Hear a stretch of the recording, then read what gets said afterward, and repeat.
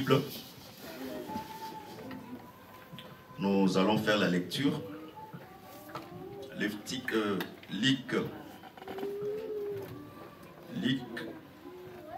23, verset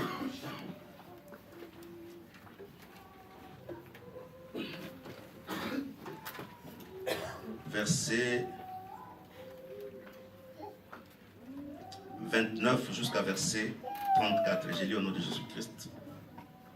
J'ai lu au nom de Jésus-Christ. Car voici des jours viendront où l'on dira, heureux les stériles, heureuses les entrailles qui n'ont point enfanté, et les mamelles qui n'ont point allaité. Alors ils se mettront à dire à la montagne, tombe sur nous, aux collines couvre-nous. Car si l'on fait ces choses au bois vert, qu'arrivera-t-il au bois sec? On conduisit en même temps des malfaiteurs qui devaient être mis à mort avec Jésus. Lorsqu'ils firent arriver au lieu appelé Crâne, ils les crucifièrent là, ainsi que les deux brigands, l'un à droite, l'autre à gauche. Jésus dit, Père, pardonne-le, car ils ne savent pas ce qu'ils font. Ils se partagèrent le vêtement en tirant au sort. Prenons Matthieu 16.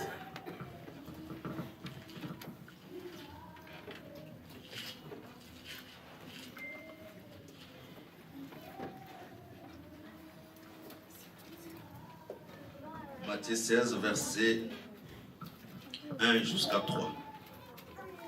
Les pharisiens et les sadduciens abordèrent Jésus et pour l'éprouver, lui demandaient de leur faire voir un signe venant du ciel. Jésus répondit, le soir, vous dites qu'il fait beau, car le ciel est rouge et le matin. Il y aura des orages aujourd'hui, car le ciel est d'une rouge et sombre. Vous savez discerner l'aspect du ciel, mais vous ne pouvez pas discerner les signes du temps. Prenons encore une autre écriture. Prenons une autre écriture. Proverbe 31. Proverbe 31.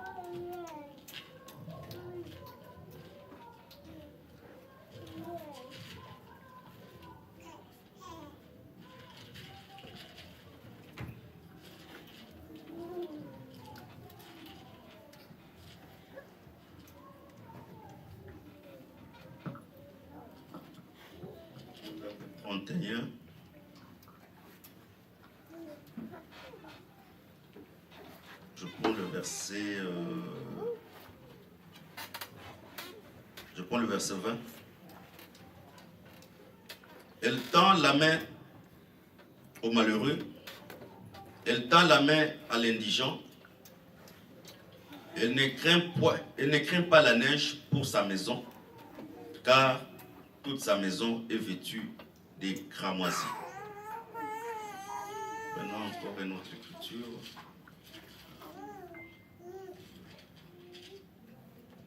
Hébreux 9. On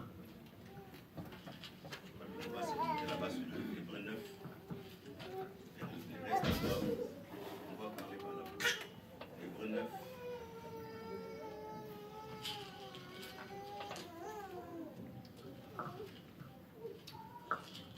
Hébreux 9.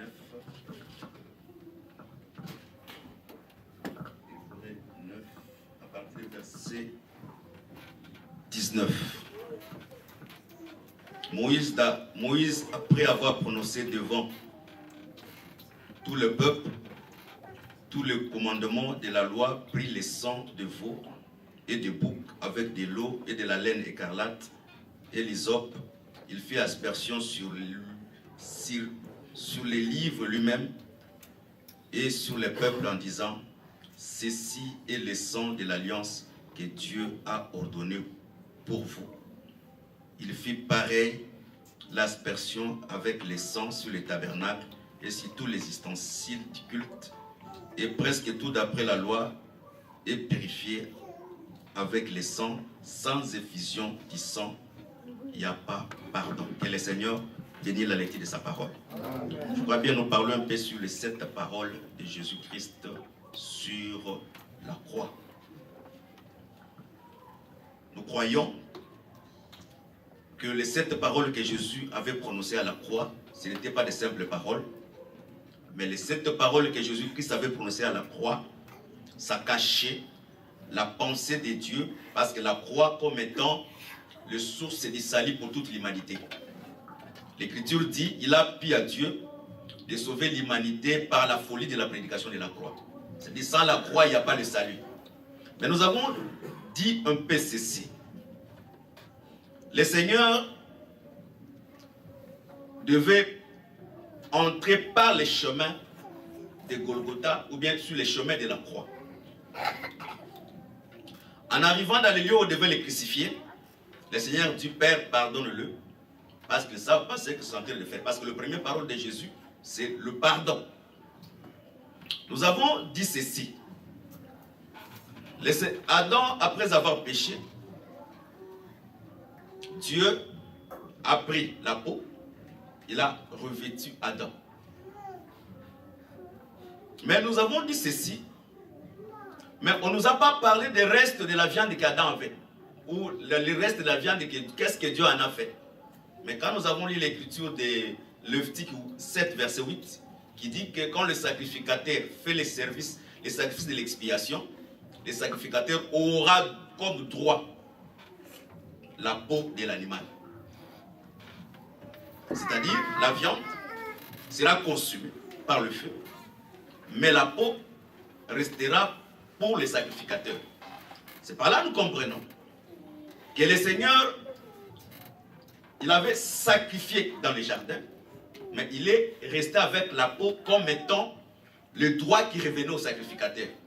Mais nous avons dit ceci.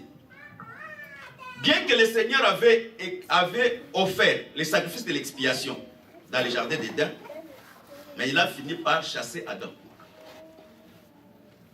Bien qu'il ait expié le péché, mais il a chassé Adam. Parce que quand on parle de cette parole de Jésus-Christ, nous revenons seulement à la création. Parce que Dieu, pour créer, Dieu a parlé 7 fois. Les 7 fois que Dieu a parlé, dans d'autres termes, l'Éden commençait comme étant une maison. C'est-à-dire, l'Éden a été créé comme étant une maison par les 7 paroles de Dieu. Voilà pourquoi la Bible dit facilement que la femme sage, il bâtit sa maison et il y taille les 7 colonnes. Mais Adam, après avoir péché, Dieu chasse Adam. Mais pourquoi Dieu a chassé Adam? Mais Dieu a expié le péché. Il a égorgé l'animal. Mais nous avons dit ceci. C'est le frère Paul qui vient nous expliquer pour dire ceci. Tu n'as voulu ni sacrifice, ni holocauste, mais tu m'as fait un corps. C'est-à-dire, l'offrande que Dieu lui-même avait offerte dans les jardins, lui-même, Dieu aussi n'a pas agréé son propre offrande. Parce que si Dieu l'avait agréé, le Seigneur ne pouvait pas venir. Comme Dieu n'a pas agréé les sacrifices, c'est-à-dire Dieu n'a pas accordé aussi le pardon. Nous avons vu aussi Moïse arriver sur la montagne de Sinaï. Il a égorgé l'animal et il a pris le sang, il l'a jeté sur le peuple. Il a dit à Israël, voici le sang de la nouvelle alliance que Dieu a fait avec vous. C'est-à-dire, Moïse, quand il égorge l'animal, l'alliance que Moïse présente à Israël, c'est l'alliance entre Dieu et Israël. Mais le Seigneur, avant d'aller sur la croix de Golgotha, il a pris aussi les pains, il a pris aussi les vins, il a dit, voici, ça c'est mon sang, qui est le sang de la nouvelle alliance, que le Seigneur fera avec plaisir. C'est-à-dire, le sang qui a coulé sur les montagnes de Sinaï, ça c'est l'alliance pour Israël. Mais le sang qui devait couler sur les montagnes de Golgotha, c'est le sang pour l'alliance pour plaisir. C'est-à-dire, dans d'autres termes, le Seigneur devait commencer vraiment à prononcer la première parole qui est le pardon. Parce que si Dieu ne pardonne pas, les chemins aussi ne s'ouvrent pas. Après le péché d'Adam, Dieu a fermé la porte. Personne ne pouvait accéder au salut. Voilà pourquoi nous disons simplement, quel que soit Abraham, quel que soit Jacob, quel que soit Isaac, avant la venue du Seigneur, personne n'était sauvé et les péchés d'aucune personne n'étaient expiés. Mais le Seigneur, quand il est venu, premièrement, il a dit, Père, pardonne-les. C'est-à-dire, les pardons que le Seigneur parlait, le pardon devait s'accomplir effectivement quand il devait mourir à la croix. Aussi longtemps qu'il était encore vivant, ce qu'il disait, c'était toujours un bégaiement. Ou bien, dans d'autres termes, dans le langage le plus facile, Dieu parlait en parabole. Je m'explique un peu. Je prends un exemple. Le Seigneur, il s'assoit à table avec les prostituées.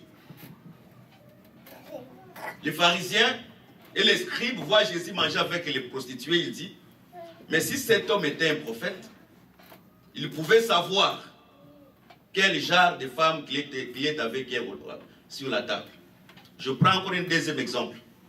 Le Seigneur guérit un lépreux. Il guérit 10 lépreux, les 9 sont partis, il y a un lépreux qui est revenu. Je prends encore un troisième exemple et après je vais expliquer le tout. Il guérit la femme aux pertes du sang. Quand nous lisons la Bible, nous trouvons que le Seigneur a fait le miracle. Il a guéri le lépreux, il a guéri la femme aux pertes du sang. Mais dans la pensée de Dieu, le Seigneur, quand il marchait sur la terre, ce qu'il faisait là, il expliquait les choses qui devaient s'accomplir à la suite du temps. Parce que Christ, quand il marchait dans la chair, lui qui était lié au vin de Nazaréen, parce que le Seigneur était lié à la vin de Nazaréen quand il marchait sur la terre, premièrement, celui qui est consacré au vin de Nazaréen ne peut pas toucher à un mort. Mais nous avons vu, quand l'enfant des fils de Naïn était mort, Jésus-Christ a touché les cercueils et l'enfant est revenu à la vie. C'est par là que nous comprenons. Si quelqu'un ne comprend pas le miracle que Jésus faisait, c'est là où l'écriture sera accomplie que la lettre tue. Parce que le miracle de la résurrection, ce qu'il avait fait, il expliquait ce qu'il allait faire après sa mort. Voilà pourquoi, dans le bon terme de la parole, les gens ont vu la personne ressuscitée. Mais du moins, Jésus cachait une pensée dans cela. Voilà pourquoi on ne peut pas faire de cet miracle toute une doctrine. Beaucoup aujourd'hui sont dans l'égarement parce qu'ils ont pris certains miracles du Seigneur Jésus-Christ, ils l'ont fait toute une doctrine, mais pourtant quand Jésus faisait ces miracles, Jésus expliquait ce qu'il allait accomplir après sa résurrection. C'est-à-dire c'est après la résurrection que le Seigneur pouvait s'asseoir avec les prostituées et manger à table. Parce que les prostituées, c'est qui? Les prostituées, ce sont les gens qui ont plusieurs maris. Et par là, nous comprenons que les gens qui avaient plusieurs maris, c'était nous. Parce qu'on avait plusieurs dieux. Jésus expliquait qu'après sa résurrection, il devait s'asseoir ensemble avec les prostituées sur la table. Voilà pourquoi ce qu'il a fait ce qu'il a fait dans le temple les jours qu'il est venu, la Bible dit, quand il est arrivé sur le temple, il a chassé les vendeurs de pigeons et il a renversé les tables des changeurs de monnaie. Parce que nous croyons, la loi aussi c'était une table que le Seigneur a dressée. Parce que quand Israël est sorti en Égypte, le Seigneur a dressé une table afin que l'Israël s'assoie avec Dieu sur la table.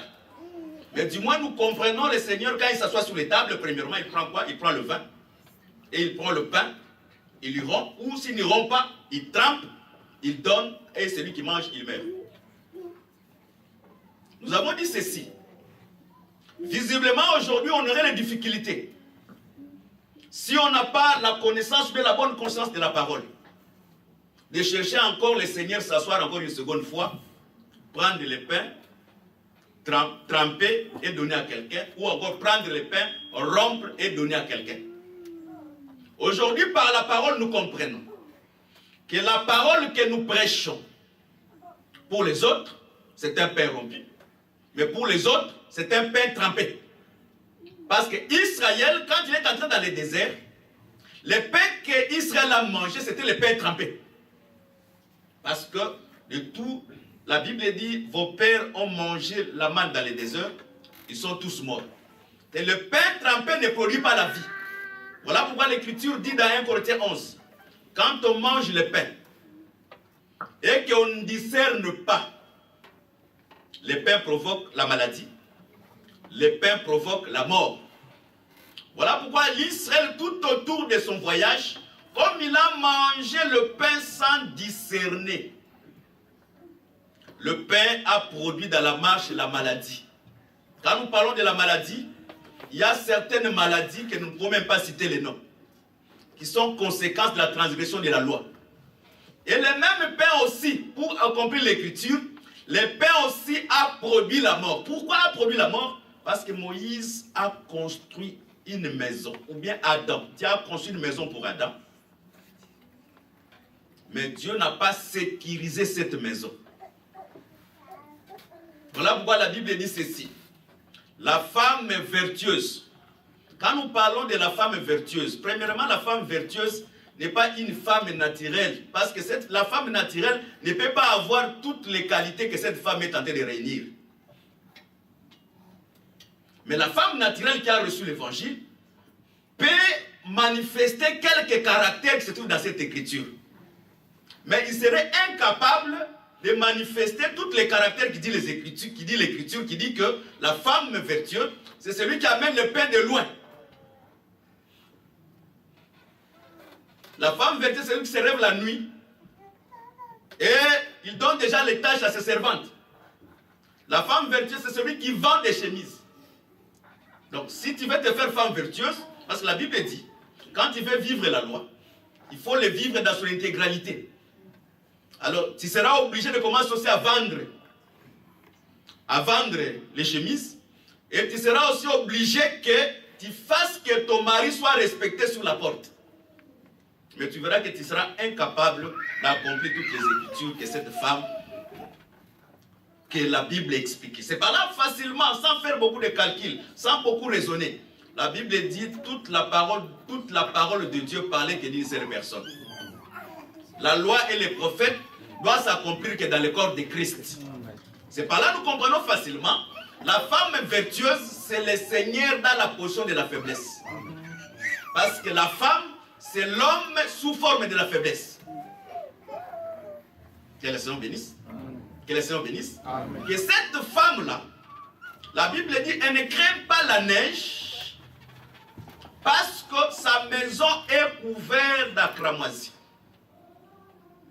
Or, par rapport à la pensée de la Bible, quand la Bible dit que nous voyons la divinité par la nature, c'est-à-dire, dans d'autres termes, les saisons, l'été, le printemps, l'automne et l'hiver, Dieu aussi a caché sa pensée dans ces saisons. Je prends une écriture. L'écriture dit, les mauvais ouvriers sont comme les arbres d'automne qui ne produisent pas le fruit. C'est-à-dire facilement, naturellement, à l'automne, l'arbre n'a pas de fruits. C'est le temps où l'arbre, même les feuilles, le vent souffle et que l'arbre ne manque de feuilles. Mais Dieu maintenant prend cet arbre-là, au temps d'automne, il compare cela maintenant à un mauvais ouvrier. Et dans d'autres termes, si quelqu'un c'est un faux serviteur de Dieu, même s'il est parmi nous, même s'il n'est pas parmi nous, même si on n'est pas dans l'automne, mais lui, il est dans l'automne. Le fait qu'il manque de produire les fruits, il est dans l'automne. C'est pour dire que Dieu a pris seulement la nature pour expliquer. Je prends encore une autre écriture. La Bible dit, quand vous regardez les figuiers, vous verrez que les figuiers devaient tendre, sachez-les que la moisson devient proche.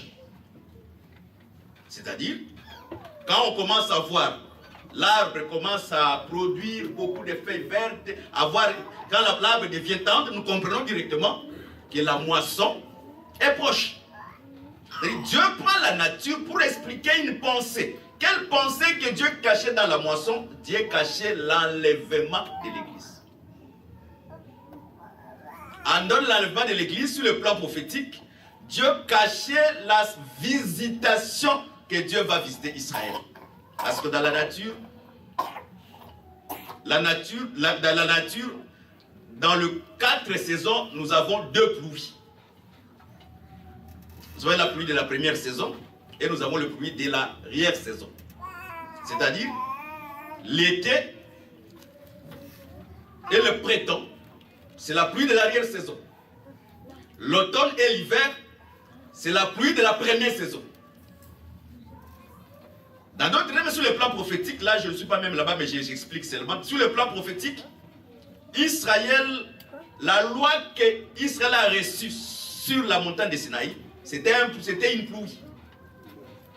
C'est ce que David appelle la pluie bienfaisante qu'Israël a reçue dans le désert. Mais Israël n'a pas reçu la pluie de la première saison. Parce que, comme ils n'ont pas cru le Seigneur comme étant la pluie a été retenue. Je prends un exemple simple pour m'expliquer, avant d'avancer. Er s'est marié avec Tamar, je crois bien. Meurt, il n'a pas laissé la postérité. Or, en Israël, quand quelqu'un meurt, n'a pas laissé la postérité, son petit frère doit prendre la femme du grand frère pour élever la postérité. Ona, il vient, au lieu de donner la semence à la femme de son frère, parce que c'est lui qui avait le droit de relever la postérité, mais Ona aussi n'a pas relevé la postérité. La Bible dit pourquoi il n'a pas relevé la postérité? Parce qu'il savait que cette postérité ne va pas lui appartenir.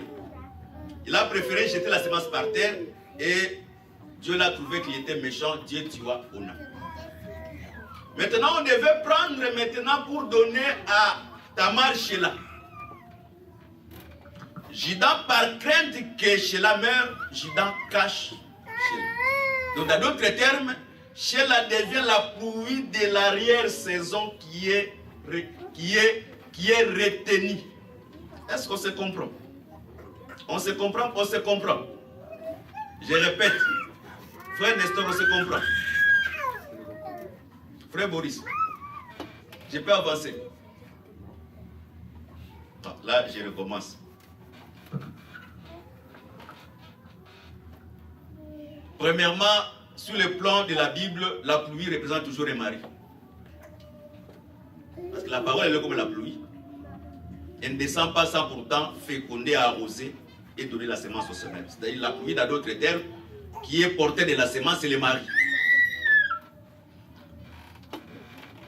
Elle, il vient comme la pluie de la première saison. Or, naturellement, quand la pluie de la première saison descend, la pluie de la première saison permet seulement de faire la semaille. Mais la pluie de la première saison ne permet pas qu'on fasse la moisson. Pour que nous allons vers la moisson, il faut que les champs bénéficient de la pluie de la première et de l'arrière-saison. C'est-à-dire, Israël, comme il a reçu la pluie de la première saison, il ne pouvait pas produire. Voilà pourquoi les jours que le Seigneur est venu pour prendre les fruits dans le figuier, la Bible dit dans le livre de Marc, ce n'était pas au temps. Les figuiers n'étaient pas dans sa saison. C'est-à-dire, les figuiers là qui représentaient Israël, Israël pouvait produire seulement si il reçoit la pluie de la première et de l'arrière-saison. Je prie Er comme étant la pluie de la première saison. Le Seigneur, quand il est venu dans la chair, comme aussi Ona. Pourquoi je dis que le Seigneur est venu comme étant Ona? Parce que le Seigneur, quand il est venu avec toutes les qualités que Moïse avait parlé. Parce que Moïse avait dit, Dieu va relever un autre prophète comme moi. Écoutez-les. Quand le Seigneur est venu, le jour qu'il a ressuscité l'enfant de Naïn, un grand prophète a apparu au milieu de nous. Le jour qu'il a révélé les secrets pensés qui étaient dans le cœur de la femme samaritaine, elle a dit, voici les prophètes que Moïse nous avait parlé. C'est-à-dire, Jésus, quand il est venu avec toutes les qualités que Moïse avait promis les prophètes qui devaient relever la postérité. Voilà pourquoi prophétiquement, l'Écriture dit ceci. Celui qui a la capacité de relever la postérité, s'il refuse de relever, on doit lui enlever les sandales ou encore on doit cracher sur son visage. Est-ce qu'on se comprend là? Je répète bien les Écritures. Voilà pourquoi Jésus, en refusant de racheter Israël, il y a une femme qui a craché sur son visage. Pour démontrer que tu as la capacité de rachat, mais tu as refusé de racheter. C'est pour dire que Christ, quand il est venu comme état, au lieu de donner la semence à Israël, mais il parlait en parabole. Quand le Seigneur parle en parabole, parce qu'il refuse de donner la semence. Mais quand il restait avec les 12 qui étaient l'image de l'église, là il donnait la semence qui était la terre. Est-ce qu'on se comprend? J'avance maintenant. Maintenant, le Seigneur, quand il est venu dans sa première venue, il était aussi encore la pluie de la première saison. Mais comme Israël a refusé, maintenant la pluie de la première saison sera retenue. C'est ce que Paul Pierre dit dans Acte 2 ou bien Acte 3. Il dit que jusqu'au rétablissement, Jésus devait être retenu jusqu'au rétablissement de toutes choses. Rétablissement de tout ce que cela veut dire. Jusqu'à ce que l'autel sera rétabli de la manière que Élie avait rétabli l'autel. C'est à ce moment la pluie descendait à Israël. C'est dans d'autres termes, Sheila était la pluie qui était retenue pour Israël. Mais je ne suis pas là-bas, je m'explique un peu sur les saisons pour dire ce que je vais dire. Donc dans d'autres termes, l'automne et l'hiver, pour l'automne, c'est le temps des mauvais ouvriers. L'hiver, c'est le temps des jugements. Parce que Christ dit, dans Matthieu 24, lorsque le Sylvénum reviendra, il dit, les montagnes s'effondreront. Priez que cela ne soit pas sur le temps d'hiver. Dans d'autres termes, l'hiver, c'est le temps de jugement. Je prends encore une autre écriture. Job dit, qui c'est là où Dieu a gardé les gels de neige les jours du jugement. C'est dans d'autres termes, la neige, c'est le jugement. Maintenant, la femme vertueuse, la Bible dit, lui, elle ne craint pas la neige. Pourquoi elle ne craint pas la neige? Parce que sa maison est vêtue d'acramoisie. Or, la cramoisie par la nature, c'est une petite file rouge. Je prends un exemple dans la Bible qu'on a utilisé la cramoisie avant d'avancer. Quand Israël est sorti de l'Égypte, ils sont arrivés à Jéricho. Ils ont pris les fils à cramoisie. Ils l'ont donné à Rahab la prostituée. C'est-à-dire, le jour qu'Israël viendra attaquer Jéricho, si lui il conserve les fils à cramoisie sur la fenêtre, elle ne mourra pas. Et tout celui qui sera dans cette maison ne va pas mourir. Dans d'autres termes, les fils à cramoisie, c'était la ville où les jugements ne pouvaient pas entrer, parce que dans cette maison, il y avait la file à cramoisie. Donc, dans d'autres termes, le fil à cramoisie n'est autre chose, ce n'est que le sang que Moïse avait appliqué sur les linteaux en Égypte, pour que quand Dieu va juger l'Égypte, que le jugement ne descend pas dans la maison d'Israélite. Donc, dans d'autres termes, un Israélite ne craignait pas le jugement, parce que sa maison, dans d'autres termes, était vêtue d'acramoisie. Est-ce qu'on se comprend? Comment la maison sera vêtue d'acramoisie? Parce que l'agneau qui a été sacrifié, le sang de cet agneau, c'est ce qui était sur le linteau. C'est-à-dire, quand on vient, on trouve le sang sur le linteau, on comprend directement que celui qui est dans cette maison-là, celui qui vit dans cette maison, il a mangé l'agneau. C'est-à-dire, on ne peut pas mettre le sang sur le linteau si la maison n'a pas mangé l'agneau. Et dans d'autres termes, l'agneau comme étant la parole, tout celui qui sera, tout celui que le jugement ne descendra pas sur lui, c'est seulement la personne qui a mangé l'agneau sans tache et que le sang de cet agneau, ce sera celle qui sera appliquée dans la maison. Dans d'autres termes, la femme vertueuse, c'est lui qui ne craint pas la neige parce que sa maison est bâtie, elle est vêtue de la cramoisie. C'est pour dire que cela, c'était seulement ce que le Seigneur devait accomplir. Parce que si aujourd'hui, nous sommes passés du jugement à la mort, jugement de la vie, parce que le Seigneur a mis sur la maison, il a mis sur la maison le vêtement de la cramoisie qui est son sang. Voilà pourquoi dans la première maison que Dieu a construite dans la jardin, parce que Éden c'était une maison. Mais la maison, les gens pouvaient mourir parce que la maison n'était pas protégée. Dans d'autres termes, il n'y avait pas une balustrade pour protéger cette maison. Mais le Seigneur, quand il est venu maintenant pour reconstruire la deuxième maison avec les 7 paroles, parce que les mêmes paroles que Dieu a utilisées à l'Éden pour crier, ce sont les mêmes paroles aussi que le Seigneur est venu avec ça pour recréer l'homme de nouveau.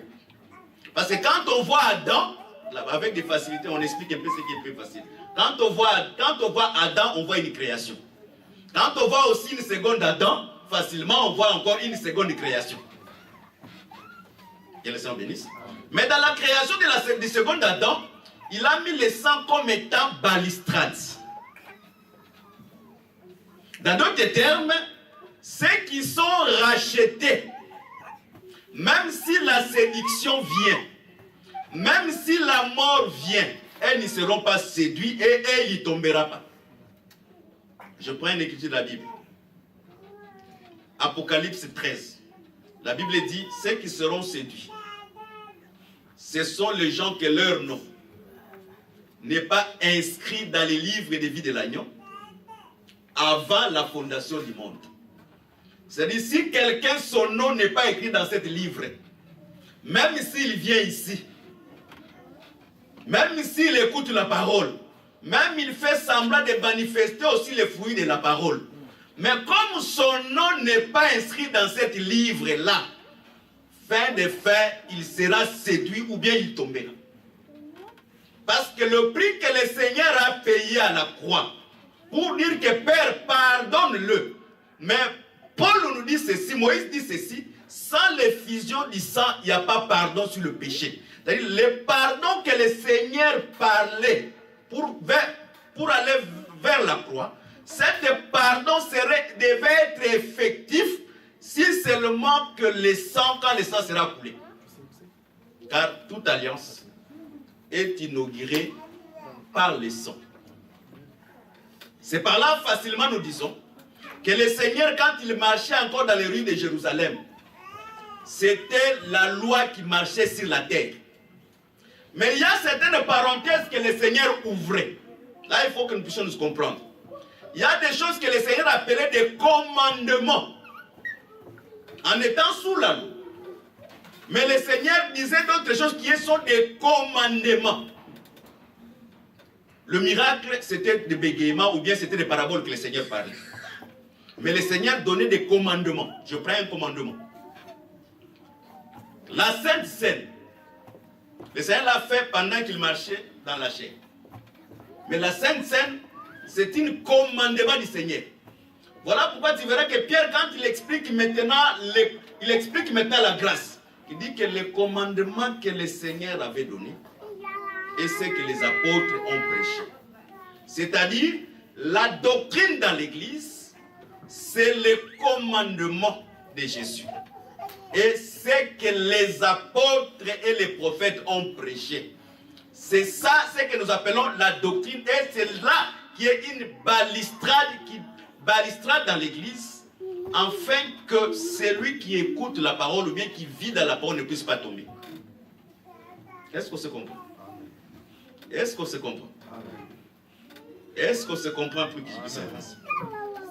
Je descends un peu parce que je trouve que les autres sont un peu lents. Le pardon, pourquoi le Seigneur a commencé avec le pardon? Premièrement, Paul dit, aussi longtemps que le premier tabernacle subsistait, les chemins étaient encore fermés. Ça, c'est Hébreux 9. C'est-à-dire, dans la pensée de Dieu, même Aaron n'a jamais entré dans les lieux très saints. Par rapport au tabernacle terrestre, on a vu Aaron entrer. Mais par rapport à la pensée de Dieu, Aaron n'a jamais mis pied dans les lieux très saints. Parce que la Bible dit que le Saint-Esprit montrait que les chemins étaient encore fermés. C'est-à-dire, les chemins ne pouvaient pas s'ouvrir si le sang n'a pas coulé. Mais du moins, le sang des animaux, le sang de bouc, comme Dieu n'a pas agréé, c'est-à-dire les chemins étaient restés encore fermés. Est-ce que c'est comprend? Comme les chemins étaient encore fermés, il a fallu maintenant que le Seigneur puisse verser son sang. C'est-à-dire le sang, c'est le sang qui a ouvert les chemins. Donc c'est-à-dire s'il n'y a pas la mort, il n'y a pas l'ouverture du chemin. Je prends encore une autre écriture. La Bible dit quand Israël était sorti en Égypte, ils étaient sortis au nombre de, je crois bien 650 000, 650 personnes, je ne me trompe pas. 650 000, oui, 650 000. Non, ils étaient 650 000, oui. Israël, quand ils sont sortis dans l'Égypte, il était 650 000 personnes. Sans compter les hommes et sans compter les femmes. Sans compter les femmes et les enfants. Excusez les termes. Mais les chars de Pharaon qui ont suivi Israël étaient 650 chars.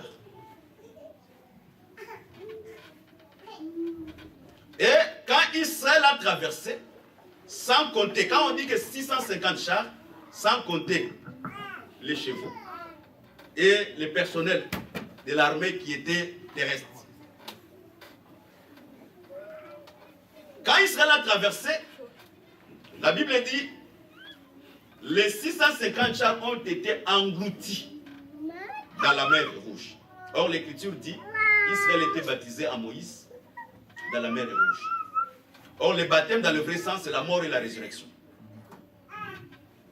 C'est-à-dire, pour que les chemins soient effectifs, il faut qu'il y ait la mort et il faut qu'il y ait la résurrection. Dans d'autres termes, comme 650 000 personnes étaient traversées, effectivement, 650 000 personnes aussi devaient mourir. Or, David dit, les chars de l'Éternel se comptent par milliers. Donc, quand tu prends 650 chars, tu vas te retrouver aussi 650 000 personnes. C'est pour dire que le nombre de personnes qui étaient mortes dans la mer Rouge, c'est aussi le même nombre de personnes qui ont traversé la mer Rouge. Donc, dans d'autres termes, c'est l'Égyptien qui est mort dans la mer Rouge, mais l'Israélite a traversé de l'autre côté. L'Égyptien, c'est qui? L'Égyptien, c'est cette chair ici. Voilà pourquoi j'ai dit la fois passée, j'ai dit ceci. Amen. Moïse a prêché les éléments fondamentaux de la doctrine. Parmi les éléments fondamentaux que Moïse avait prêché, c'était quoi? Premièrement, quand tu manges l'agneau, l'agneau doit te donner le vouloir de quitter l'Égypte. Tu ne peux pas quitter l'Égypte si tu n'as pas encore mangé l'agneau. Même si tu as vécu le miracle, même si tu as vu des choses, des prodiges, c'est bien pour affermir ta foi. Mais pour sortir en Égypte, il faut manger l'agneau sans tache. C'est par là que nous comprenons. Tout celui qui n'a jamais écouté la vraie parole, il est toujours dans l'Égypte. Amen. Parce que pour quitter l'Égypte, il faut premièrement manger l'agneau qui est sans tache, qui est l'image de la vraie parole. Or, quand tu manges la vraie parole, cette parole-là va faire que tu puisses quitter l'Égypte. Or, en quittant l'Égypte, c'est ce que nous appelons le dépouillement des œuvres mortes. Or, quand tu dépouilles des œuvres mortes, tu vas entrer maintenant dans un autre élément fondamental de la doctrine, qui est la doctrine des baptêmes. La doctrine des baptêmes qui est au pluriel. C'est-à-dire, tu dois premièrement passer par le baptême d'eau. Et quand tu finis par le baptême d'eau, tu dois passer par le baptême de feu. Parce que le désert, c'est le baptême de feu. Que le Seigneur bénisse. Et après, le jugement dernier est ce qui va arriver. Que le Seigneur bénisse. Et dans d'autres termes, le Seigneur, dans sa première parole, premièrement, c'est Père, pardonne-les. Pourquoi pardonne-les? Parce que la croix comme étant un chemin, pour que la porte s'ouvre, afin que nous puissions avoir l'accès au salut, il faut premièrement que le Seigneur puisse te pardonner. C'est par là que nous avons dit ceci. Un jour, nous avons dit ceci. Tu ne peux pas être en colère jusqu'au coucher du soleil. C'est-à-dire, pour pardonner, il faut les coucher. Aussi longtemps que le soleil ne se couche pas, il n'y a pas le pardon. Naturellement, le soleil peut se lever le matin et il peut se coucher le soir. Mais prophétiquement, Dieu comme étant aussi un soleil, depuis les jardins, c'était le jour. Or, si nous disons qu'en Christ, nous avons la totalité de la divinité en lui, si dans d'autres termes, Christ, quand il marchait, c'était Dieu qui marchait sur la terre. Amen. Or, lui étant Dieu, celui qui devait respecter sa propre parole, aussi longtemps qu'il n'était pas couché, le pardon, personne ne pouvait être pardonné. C'est par là que nous comprenons. Même Abraham, avant la mort de Jésus, n'était pas pardonné. Même Isaac, avant la mort de Jésus, même David n'était pas pardonné. Mais quand le Seigneur est monté sur la croix, voilà pourquoi lui comme étant aussi le soleil, quand il s'est couché, voilà pourquoi le Seigneur, avant de mourir, il fallait que le soleil qui est l'ombre du vrai soleil. Parce que quand on parle de l'ombre, quand nous prêchons la parole, beaucoup de gens font beaucoup d'erreurs. Quand tu prends quelque chose dans l'ombre, il faut que nous puissions voir quand il y a la réalité, l'ombre entre dans la réalité. Amen.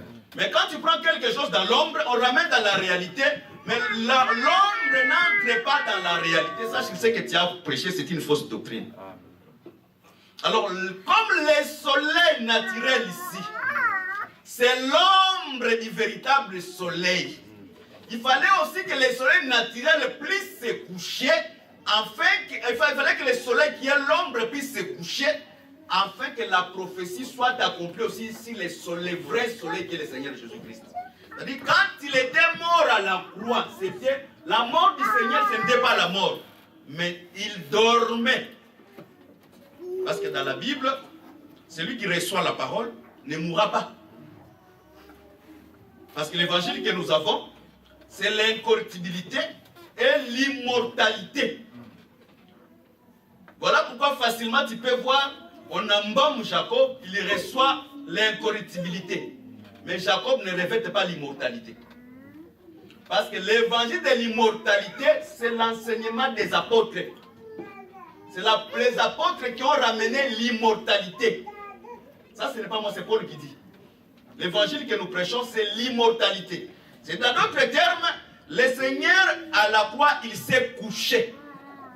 Or, comme il s'est couché, c'est à ce moment, on devait recevoir le pardon du péché. Or, quand on reçoit le pardon, les chemins s'ouvrent. Or, quand les chemins s'ouvrent, la vie de celui qui était dans la souffrance devient restaurée. Parce qu'Adam, dans les jardins, il n'a jamais été malade. Adam, dans les jardins, il n'a jamais manqué. C'est-à-dire, le sang a permis par le pardon du péché que l'homme puisse revoir encore la face de Dieu. Parce que quand l'homme rentre dans l'Éden, il a encore la possibilité de communier Dieu. Parce que dans les jardins, Dieu avait un lien qui devait se rencontrer avec Adam. Est-ce qu'on se comprend? Amen. On se comprend. Amen. Frère Castello, tu me comprends? Si tu ne me comprends pas, j'ai dit ça ne dérange pas. Question bénisse. Dieu avait un lieu dans les jardins qui se rencontrait avec Adam. Voilà pourquoi Moïse aussi a expliqué dans le tabernacle que les souverains sacrificateurs devaient se rencontrer Dieu dans les lieux très saints. Or, en ouvrant les chemins, vous allez voir maintenant la différence entre le tabernacle que Moïse avait prêché et le tabernacle que Paul dit en hébreu. Le tabernacle que Moïse avait prêché, le tabernacle avait 3 parties. Mais le tabernacle que Paul est en train de prêcher, le tabernacle a 2 parties. Pourquoi? Parce que le voile en étant déchiré, Le tabernacle reste seulement une seule partie. Voilà pourquoi tu peux voir l'arche et l'autel des parfums ensemble dans les liens, dans les sanctuaires. Mais dans le tabernacle de Moïse, il y avait l'arche, le voile et l'autel des parfums. Mais quand il y a Hébreux 9, tu verras que Paul dit ceci, que l'arche et l'autel des parfums sont ensemble. Si quelqu'un ne comprend pas ces deux dispensations différentes, c'est là où ça peut commencer à naître des petites discussions qui n'amènent absolument à rien. C'est pour dire seulement, nous voulons dire seulement que le sang de Jésus-Christ a été déversé pour nous, pour plaisir, nous et Israël. Mais pour Israël, le même sang qui a été déversé, Dieu devait aussi accomplir une pensée prophétique. La pensée prophétique était quoi? Israël tuait les prophètes. Quand Israël tuait les prophètes, Dieu prenait le sang, Dieu gardait. Il tue, Dieu garde. Il tue, Dieu garde. Mais elle-même, il dit, crucifiez-les. Que son sang retombe sur nous. Et le sang de Jésus, quand il est versé sur la croix de Golgotha, Jésus lui-même dit dans Matthieu 23, comblez seulement la coupe. Or, quand la coupe devient remplie, c'est le temps où Dieu déverse les jugements sur la terre. Si aujourd'hui, Dieu n'a pas encore jugé la terre, parce que nos prières, quand nous prions, Dieu le met dans un coupe. Tu pries, Dieu met dans un coupe. Tu pries, le jour que le coupe sera rempli, Dieu va prendre cette coupe et le déverser sur la terre. C'est par là que nous avons dit ceci. Israël, en disant que c'est lui qui est venu pour sauver l'humanité au travers de son sang, dire que son sang retombe sur nous, c'est-à-dire Israël foulé aux pieds la grâce que le Seigneur a accordée à l'humanité. Et ils ont foulé aussi le sang de l'alliance qui a été coulé sur le croix de Golgotha. Donc, directement, le jugement devait descendre sur eux. C'est par là que nous avons dit ceci. Nous avons dit aussi ceci. Si on va rester seulement sur la dimension prophétique, cela ne nous servira absolument à rien. Il faut que nous ramenions cette pensée aussi dans la dimension que nous sommes en train de vivre dans l'Église. Aujourd'hui, les prophètes, ce n'est plus Moïse. Les prophètes, ce n'est plus Aaron. Les prophètes, ce n'est plus Abraham. Aujourd'hui, les prophètes, c'est l'écriture. La parole, c'est les prophètes. C'est-à-dire, dans d'autres termes, quand tu voles, tu tues un prophète. Quand tu avortes, parce que dans cette assemblée, nous avons des sœurs qui sont spécialistes en avortement. Quand tu avortes, tu tues un prophète.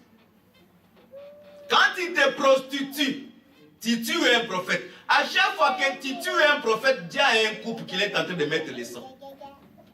Parce que Dieu juge les personnes seulement quand le péché atteint son comble.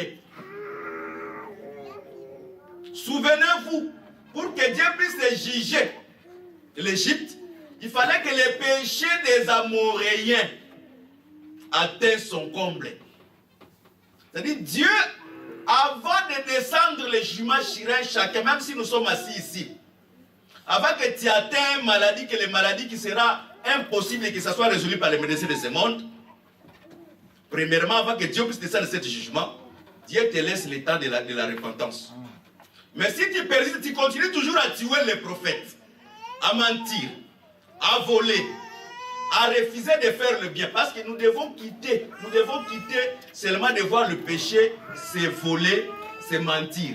Mais le péché aussi, c'est le refus de faire le bien. Le refus de pratiquer la justice, c'est un péché. Et quand le péché sera en comble, voilà pourquoi en matière du péché, après que le Seigneur puisse expier le péché de nous tous à la croix, Dieu traite maintenant avec chacun de nous, non comme étant une nation, mais comme étant un individu. C'est-à-dire, l'âme qui pêche, c'est celle qui mourra. Mais avant, les péchés des pères étaient demandés aux enfants. Mais aujourd'hui, quand tu pêches, les péchés là, est demandé seulement à toi. C'est-à-dire, Dieu prend la coupe, tu bouffes la dîme, Dieu il prend, tu tues les prophètes. Tu tues les prophètes. Dieu est en train de garder dans une coupe, petit à petit. Il garde, il est en train de garder. Quand le péché sera en comble, le Seigneur maintenant doit déverser un jugement sur toi. Le jugement que le Seigneur va déverser sur toi, ce n'est pas au ciel. Parce que celui qui est en Christ, il est déjà passé du jugement à la vie. Du jugement de la mort au jugement de la vie. Parce que Christ a été jugé pour nous. Voilà pourquoi il a pris son sang comme étant le symbole de jugement. Il a revêtu cela dans la maison que nous appelons l'église. C'est-à-dire, le jugement ne descendra pas sur l'église à cause du vêtement de la cramoisie que l'église a revêtu. C'est-à-dire, quand nous prêchons, tel que nous prêchons là, c'est un vêtement de la cramoisie que nous donne à celui qui croit à la grâce de Dieu et qui respecte les paroles de l'alliance. Qu'est-ce que ça bénisse? Mais maintenant, quand tu pêches individuellement, Dieu est en train d'avoir la patience sur toi. Mais tu peux croire que Dieu ne va pas agir. Dieu agira. Tu seras jugé. Non, là-bas au ciel. Le ciel, si tu es dans l'église, tu ne seras pas jugé au ciel. Parce qu'au ciel, personne ne sera jugé. Les jugements, premièrement, par rapport à la Bible, les jugements est terrestre. Même si le trône blanc, les jugements, dans les jugements, c'est là où la Bible dit, Dieu dira aux morts,